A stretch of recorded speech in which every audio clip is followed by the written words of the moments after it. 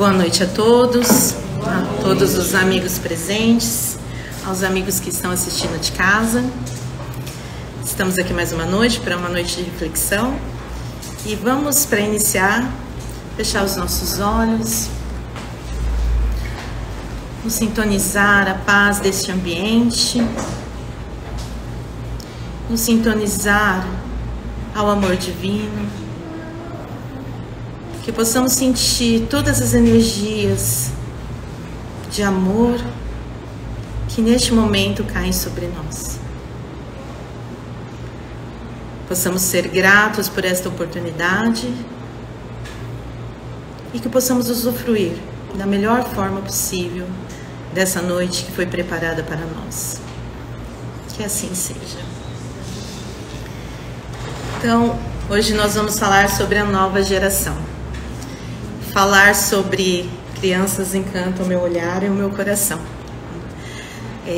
Não sou mãe, mas tenho uma idolatração pelas crianças. E por isso, sim, escolhi esse tema, até por minha curiosidade, que venho há muito tempo questionando, né? Depois de tantos anos trabalhando com crianças, o que está acontecendo? Quem são esses novos, né? Esses novos seres que estão por aí tão diferentes.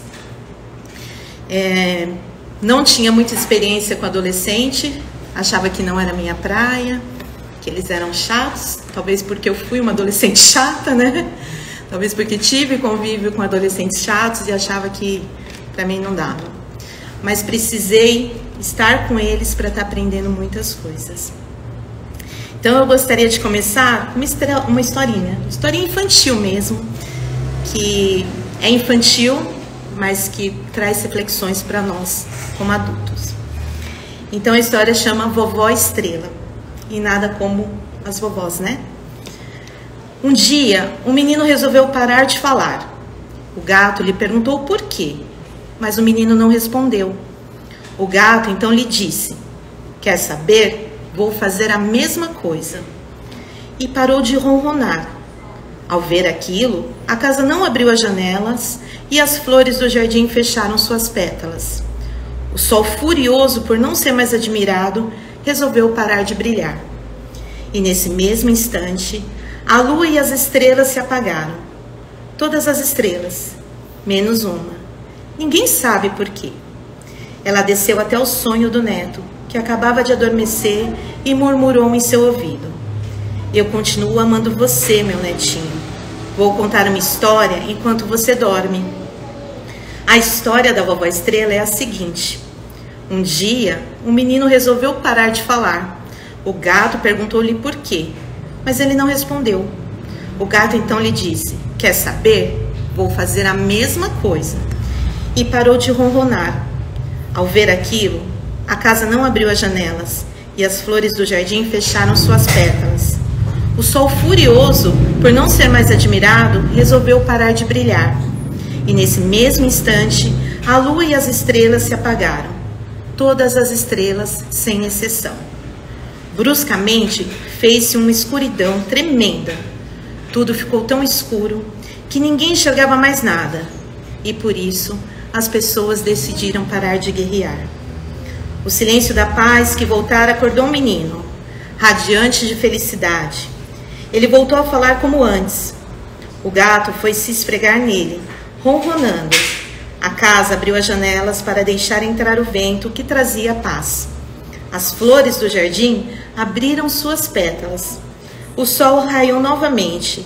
E quando a noite caiu, as estrelas, todas as estrelas brilharam. Naquela noite, o menino contemplou com ternura o céu, onde vivia sua maravilhosa avó.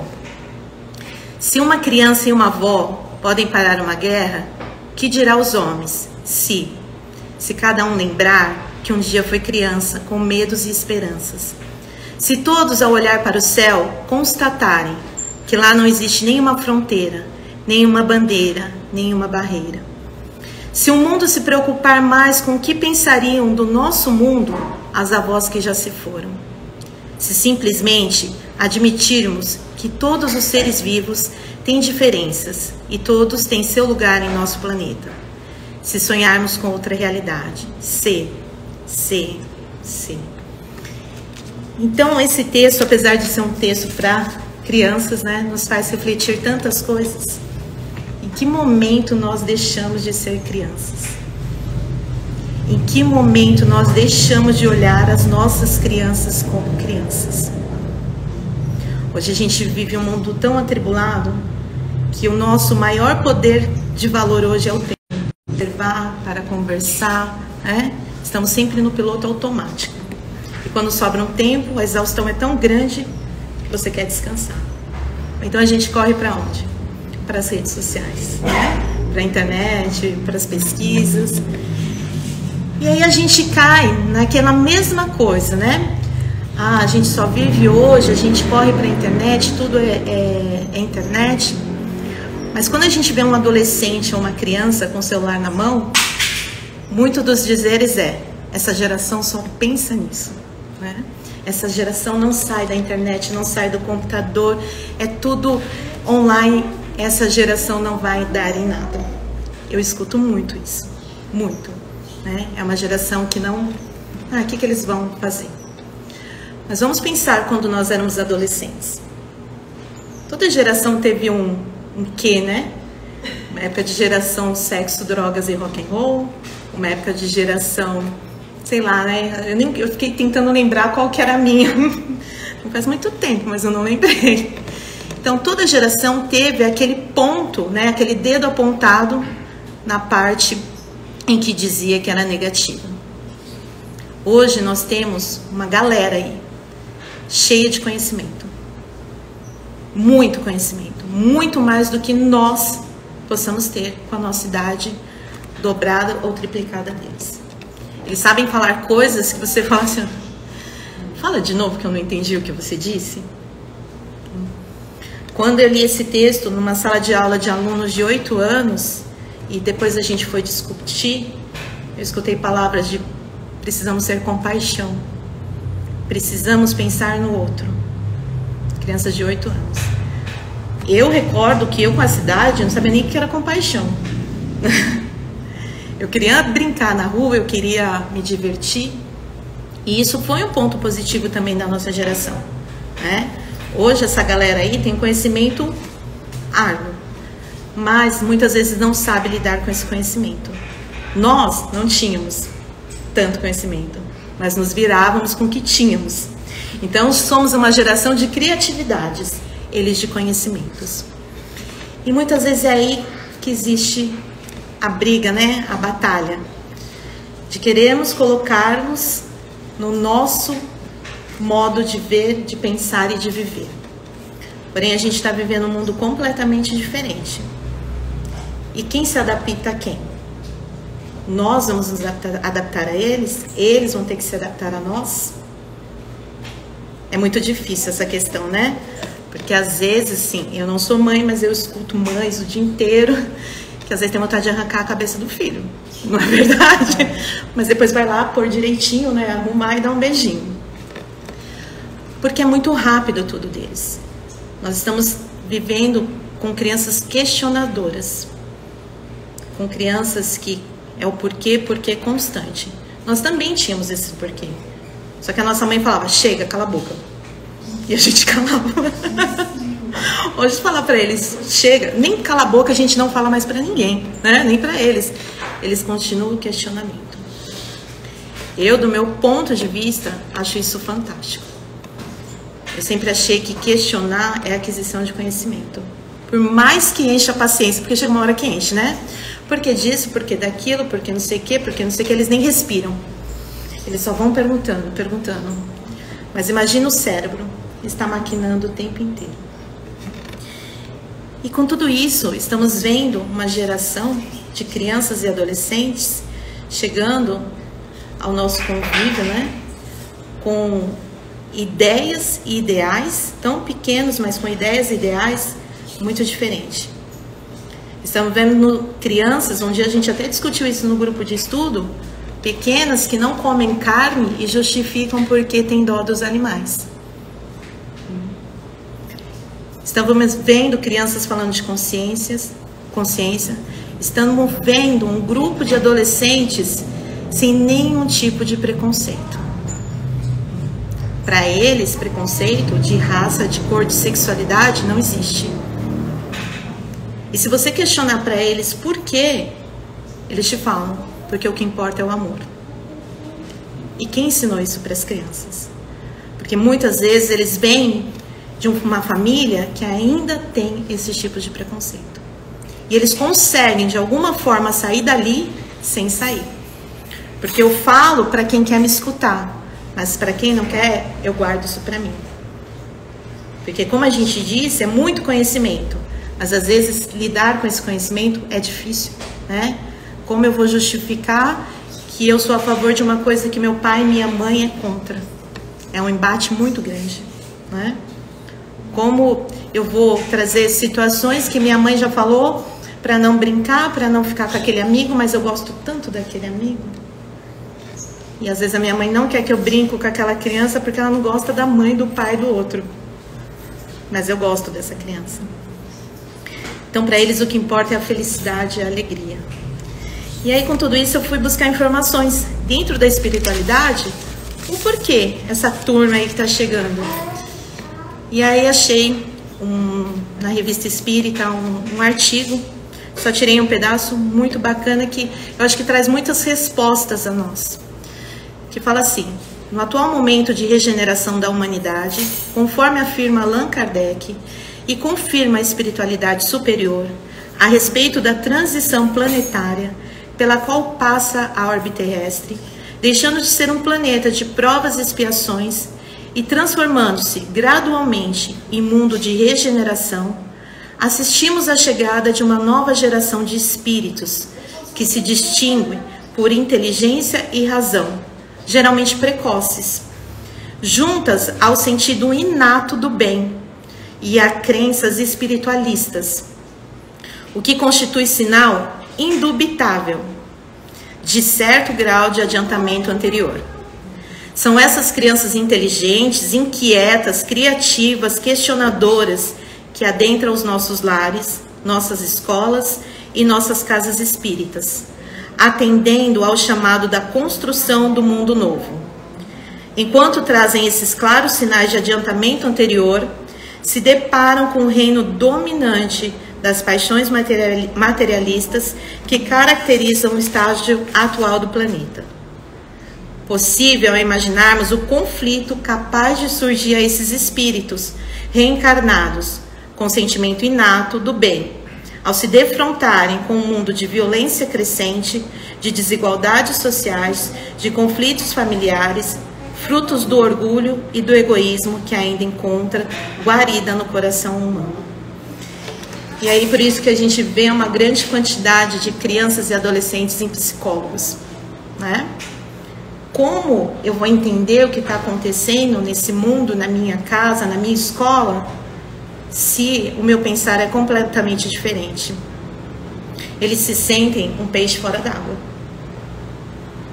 Como se esse mundo para eles fosse muito estranho e que eles não se encaixassem.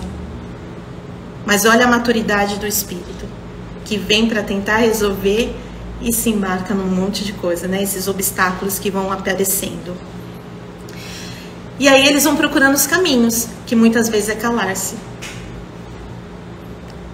E dentro do tempo que eu estou no magistério, a gente nunca viu tantos casos, e quem tem contato com crianças e adolescentes, tantos casos de crianças depressivas, a ponto de se cortarem, de se mutilarem. Por quê? Porque não sabem lidar com os sentimentos. A gente vem no contraponto, né? Como um espírito tão evoluído que veio para fazer essas mudanças acaba se confrontando com tudo isso. Eu acredito que o grande caminho é a conversa, né? Quem senta para conversar? Não tem tempo, né? Não dá tempo. O melhor lugar no mundo era o colo da avó, né? Mas hoje as vós precisam trabalhar também. É um privilégio, né? Quando tem a avó que pode estar junto, porque é o melhor lugar do mundo. Mas muitas vezes as vós têm jornadas ainda diárias das 7 da manhã até 6 horas da tarde. E quem conversa com essa turma? Quem escuta o que eles têm para falar? Sinta um dia para conversar com um adolescente, com um pré-adolescente, para ver as coisas que eles vão falar para você. A gente não dá ouvido, né? Porque a gente acha que eles não têm noção. Eles são sem noção, né? Nós éramos sem noção também, não éramos? Então esse espaço é preciso, é necessário, porque eles estão clamando por isso. Se tivéssemos a oportunidade desse ouvido, desse sentar, desse escutar, com certeza não teríamos tantas crianças e adolescentes em terapia. E eu falo assim, isso não de vivência materna, mas de vivência profissional. O que a gente está vendo, assim, é de pequeninos, em um desespero total, porque é muita coisa, né? É muita coisa. Eu tenho que lidar com a pressão, às vezes, de tirar uma nota, né? Porque nós éramos obrigados a tirar nota, não querendo saber, né? Minha mãe falava, você não faz nada da vida, a não sei estudar. Então, faça isso, né? Não. E não é errado, né? Não é errado. Fala, a gente tem essas responsabilidades, sim. Mas a pressão que se coloca em uma semana, às vezes a molecada vai fazer prova. Aquela semana é pressão, pressão, pressão, pressão. Acabou a semana, então vai viver. Vai viver. Aí daqui um mês, pressão, pressão, pressão. Depois, vai viver. Vai viver. Né? Ó, se você for bem na prova, eu vou te dar aquilo que você queria. Trabalhar em escola, vocês sabem disso, não é verdade? Ó, se você tirar tal nota, sabe aquele lá que você queria? Pra que eu vou estudar? Eu só vou tirar nota. Né? E aí a gente entra num confronto que estamos muito ultrapassadas. A educação está ultrapassada para essa molecada. Né? Uma turma aí que sabe mexer, revirar em celular, em computador, e aperta um botão e abre tudo lá e sabe fazer coisas que eu nem imagino como faça. E a gente colocando lápis, caderno, apostila na mão deles. É necessário? Sim, é necessário o conhecimento. Mas é necessário também saber visualizar uma outra forma de atender essa demanda. Hoje, eles não gostam de estudar. São raros os que gostam. Porque é chato. Você gosta? Muito bem. Eu escuto diariamente, é chato. Para que eu vou estudar história se eu nem sei o que acontecia, isso aí não era nem do meu tempo? Aí você procura todo jeito, né? Não, mas ó, pensa bem, o dia que você for viajar, mas eu não quero viajar para esse lugar. Aí eles vão te colocando. Mas aí, semana passada, uma aluna falou assim pra mim, olha, sabe por quê eu não gosto de estudar história, essas coisas, nada? Porque quem disse que tudo que eles escreveram aí é verdade? Ah, então agora você aprendeu. Então agora você tá ótima, porque você tá aprendendo a questionar. Questionar não é brigar, não é enfrentar as pessoas, mas é poder entender o que está acontecendo. Nós, na nossa época, imagina questionar, né? A gente escutava, lia tudo lá, escrevia, estava tudo certo, todo mundo era lindo, maravilhoso, a história era perfeita. Então esse espaço de abertura, de questionamento é necessário. É necessário. É necessário a gente escutar cada vez mais as informações. Porque se são espíritos tão evoluídos, né, de um outro nível, o que queremos aprender com eles? Muitas coisas. E aprendemos. Ontem nós temos um local que nós damos aula particular e um aluno chegou e falou assim, eu falei para outra professora, nossa, Pro, como você emagreceu, né? Aí ela falou assim, foi a roupa. 11 anos, tá? Ele falou assim, não entendo vocês mulheres. Vocês estão o tempo inteiro... Isso também às vezes é uma reprodução do que escuta, né? Mas aí colocou também a situação... vocês estão o tempo inteiro preocupadas com o corpo.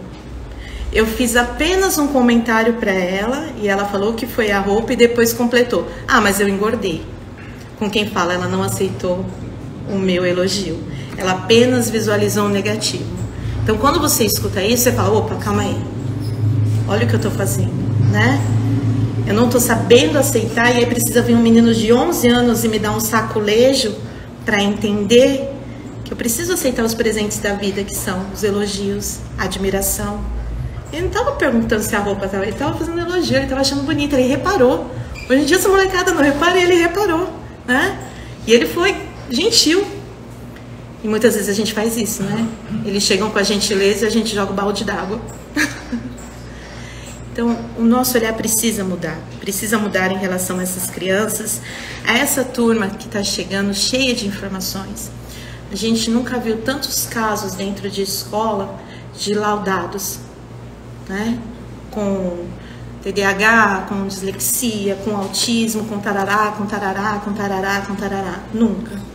Eu trabalho na área de educação há muitos anos. Nunca vimos tantos. E foi daí que começaram os meus questionamentos. Serão isso mesmo? Ou realmente estamos lá atrás e eles estão lá na frente? Esse pensamento acelerado, essa agitação. Eu quero muito mais, né? Isso não me basta, isso já deu. Eu estou buscando mais. Mais e mais e mais. E como correr atrás dessa turma aí? Cansa, né? Cansa. É difícil, né? Acompanhar. Mas também a gente não é, porque tudo isso que a gente está vivendo, obrigados a acompanhá-los. Mas nós somos obrigados a respeitá-los. Eles não são obrigados a nos acompanhar, mas são obrigados a nos respeitar, né? Estamos vivendo, eles, tanto nós como eles, entender que estamos em outro momento e também estamos ali crescendo e aprendendo. A Adri, na última palestra dela, falou sobre fazer um jantar e oferecer para o filho, e de repente o filho falar alguma coisa e a gente se sentir ingratidão do outro. A gente precisa quebrar nesse momento essas coisas também, de achar que tudo é ingratidão. A gente cresce, né? A gente vem com os paradigmas de família, de que quando a mãe brigava com a gente chamava a gente de ingrato, né? Você é ingrato, quando eu morrer você vai ver, né? Aí você vai dar valor. Esse discurso vai ser para a vida inteira, acredito eu. Mas vinha aquela coisa de ingratidão, né? Eu tô fazendo tanto por você e você nada por mim. Mas aí quando vem um aluno e te fala: nossa, você tá magra, você tá bonita, porque mulher falar magra tá te elogiando. É o melhor elogio que você pode escutar, né? Tá te elogiando, tá sendo grato para você. E aí a gente não percebe o grato, mas a gente percebe o ingrato. A gente dá valor para esse ingrato. E aí, só para terminar, falar, né, trazer isso tudo que a gente vai vivendo com essa turma, que está aí para modificar, acredito eu, que eles estão para modificar, né? Se vem com tudo isso aí da espiritualidade, de conhecimento, foi necessário, né, trazer essa galera aí, porque a gente estava indo por um caminho, então, que precisamos retroagir um pouquinho e entender. Eu vi o Divaldo contando uma historinha bonitinha, que ele tinha um amigo escritor, e o amigo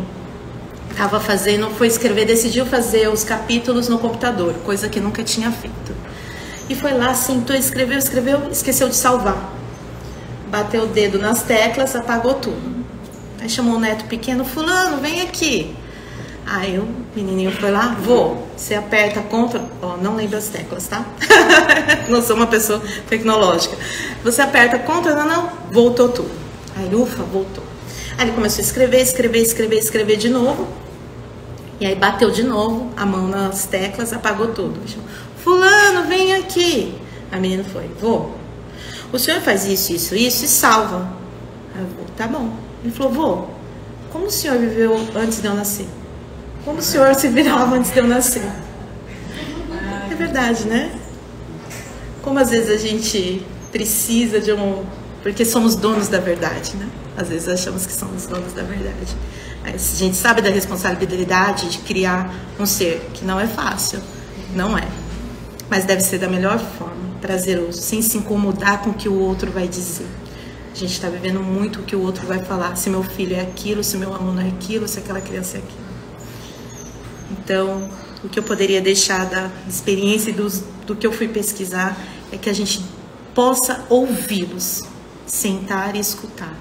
Escutar suas emoções, suas ideias, seus conhecimentos. Porque eles têm muito para trazer a nós. E se uma avó e uma criança pode parar uma guerra, imagina todos nós juntos. Boa noite a todos, uma noite cheia de luz.